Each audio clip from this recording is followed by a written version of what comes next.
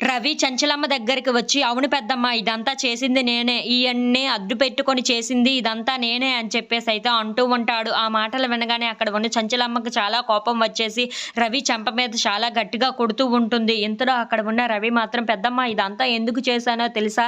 నీ మనశ్శాంతి కోసం. వాళ్ళిద్దరూ నీ ఇంట్లో ఉంటే నీకు మనశ్శాంతి ఉండటం లేదు" అని చెప్పేసైతే అంటూ ఉంటాడు. ఆ మాటలు వినగానే అక్కడ ఉన్న చంచలమ్మకి చాలా కోపం వచ్చేసి మళ్ళీ కొడుతూ ఉంటుంది. "ఏంట్రా నా మనశ్శాంతి కోసం అని చెప్పి నువ్విదంతా చేశావా?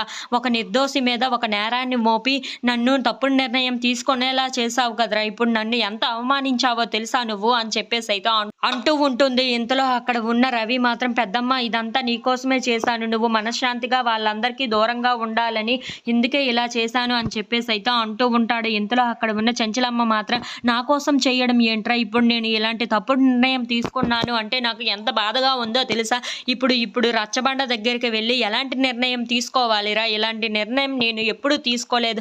ఫస్ట్ టైమ్ నీ వల్ల ఇలా తీసుకున్నానురా" అని చెప్పేసైతే అంటూ ఉంటుంది. ఇంతలో అక్కడ ఉన్న రవి మాత్రం, "పెద్దమ్మ నన్ను చాలా క్షమించు పెద్దమ్మ. నిన్ను దండం పెట్టి అడుగుతున్నాను. నన్ను క్షమిస్తావు కదా" అని చెప్పేసైతే అంటూ ఉంటాడు. ఇంతలో అక్కడ ఉన్న చంచలమ్మ మాత్రం, "నిన్ను ఎలా క్షమించమంటావు? నువ్వు పదరా నీకు ఎలా బుద్ధి చెప్పాలో అలానే చెప్తాను" అని చెప్పేసైతే అంటూ ఉంటుంది. ఇంతలో అక్కడ ఉన్న రవి మాత్రం చంచలమ్మ కాళ్ళ దగ్గర పడి మరి, "పెద్దమ్మ నన్ను క్షమించు" అని చెప్పేసైతే అంటూ ఉంటాడు.